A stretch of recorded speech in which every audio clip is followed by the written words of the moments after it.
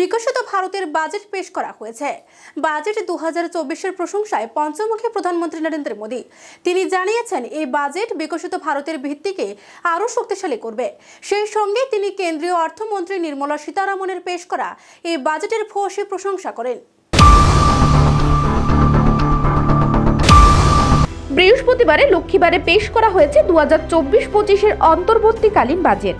কেন্দ্রীয় অর্থমন্ত্রী নির্মলা সীতারামন এই বাজেট পেশ করেছেন। কেন্দ্রের মোদী সরকারের এটাই লোকসভা ভোটের আগে শেষ অন্তর্বর্তীকালীন বাজেট।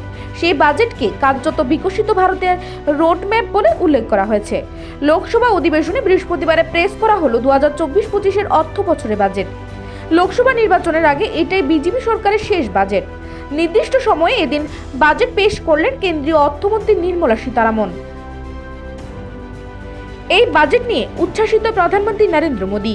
বাজেট পেশের পরিপ্রেক্ষিতে প্রধানমন্ত্রী নরেন্দ্র মোদী এক্স হ্যান্ডেলে তার বক্তব্যের অংশ পোস্ট করে লিখেছেন, এটা ইনোভেটিভ বাজেট, এটা বিকশিত ভারতের বাজেট।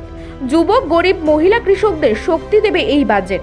দেশের ভবিষ্যৎ তৈরি করবে নির্মলা সীতারামনের এই বাজেট।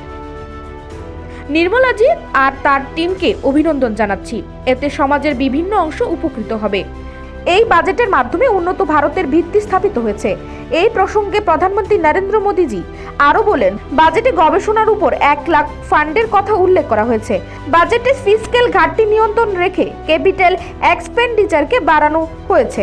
এতে উন্নত ক্ষেত্রে আধুনিক পরিকাঠামো করা সম্ভব হবে।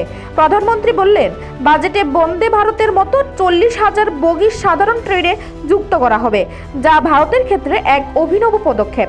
তিনি আরও বলেন, আমাদের বড় লক্ষ্যের দিকে এগিয়ে যেতে হবে। গরিবদের জন্য আমরা 4 কোটি ঘর বানিয়েছি, আরো 2 কোটি ঘর বানাবো।